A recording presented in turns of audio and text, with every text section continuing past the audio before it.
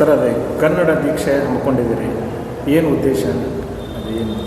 ಬೆಳಗಾವಿ ಗಡಿಭಾಗ ಜಿಲ್ಲೆಯೊಳಗಡೆ ಕನ್ನಡವನ್ನು, ಕನ್ನಡಿಗರನ್ನು ಗಟ್ಟಿಗೊಳಿಸುವಂಥ ಕೆಲಸ, ಬಲಿಷ್ಠಗೊಳಿಸುವಂಥ ಕೆಲಸವನ್ನು ಕರ್ನಾಟಕ ರಕ್ಷಣಾ ವೇದಿಕೆ ಮಾಡ್ತಾ ಇದೆ. ಆ ದೃಷ್ಟಿಕೋನವನ್ನು ಇಟ್ಕೊಂಡು ಇದೇ ದಿನಾಂಕ 12/10/2025 ರವಿವಾರ ನಗರದ ಗಾಂಧಿ ಭವನದೊಳಗಡೆ ಏನು ಕರ್ನಾಟಕ ರಕ್ಷಣಾ ವೇದಿಕೆ ತಾಲೂಕಾ ಘಟಕದಿಂದ ಪ್ರತಿ ತಾಲೂಕಿನಿಂದಲೂ 250 ಜನ ಸ್ವಯಂ ಸೇವಕರುಗಳನ್ನು ನಾವು ಆಯ್ಕೆ ಮಾಡಿಕೊಂಡು ಅವ್ರಿಗೆ ಅವತ್ತು ಪ್ರತಿಜ್ಞಾವಿಧಿ ಕನ್ನಡದ ದೀಕ್ಷಾ ಪ್ರತಿಜ್ಞಾವಿಧಿ ಕಾರ್ಯಕ್ರಮವನ್ನು ಹಮ್ಮಿಕೊಂಡಿದ್ವಿ ನಾರಾಯಣಗೌಡರ ಅಧ್ಯಕ್ಷತೆ ಒಳಗಡೆ.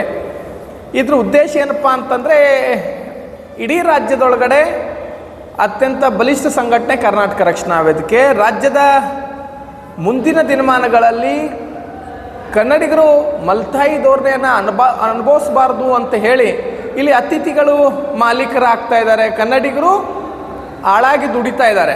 ಅದಕ್ಕೆ ನಮ್ಮ ಉದ್ಯೋಗಾವಕಾಶವನ್ನು ಬೇರೆಯವರು ಬಂದು ಅಲ್ಲಿ ಕಸ್ಕೊಳ್ಳುವಂಥ ಕೆಲಸ ಮಾಡ್ತಾ ಇದ್ದಾರೆ.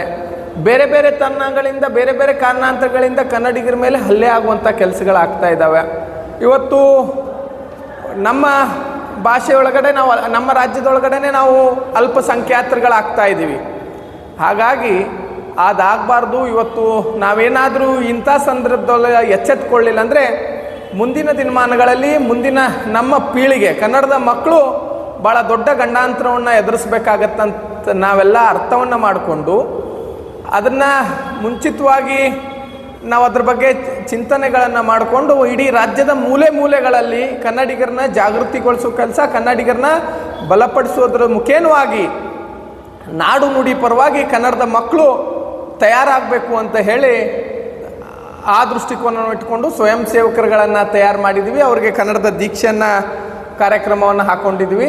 ಹಾಗಾಗಿ ಆ ಎಲ್ಲ ಕಾರಣಕ್ಕಾಗಿ ಈ ಒಂದು ಕಾರ್ಯಕ್ರಮವನ್ನು ಬೆಳಗಾವಿ, ಈಗಾಗಲೇ ಹಾಸನ ಜಿಲ್ಲೆಯೊಳಗೆ ಮಾಡಿದ್ದಾರೆ.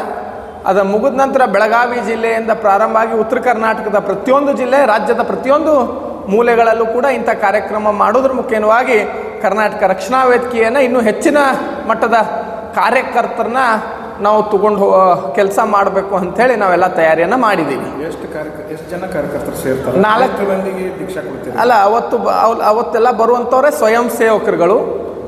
ಅವರು 4,000 ಜನ ಬೆಳಗಾವಿ ಜಿಲ್ಲೆಯಿಂದ ಸ್ವಯಂ ಸೇವಕರುಗಳನ್ನು ತಯಾರು ಮಾಡಿದ್ದೀವಿ. ಸ್ವಯಂ ಸೇವಕರುಗಳನ್ನು ಮಾತ್ರ ನಾವಿಲ್ಲಿ ಕರೆಸಿದ್ದೀವಿ. ಬರುವಂಥವ್ರೆಲ್ಲರೂ ಕೂಡ ಸ್ವಯಂ ಸೇವಕರು 4,000 ಜನ ದೀಕ್ಷೆ ತಗೊಳ್ತಾರೆ.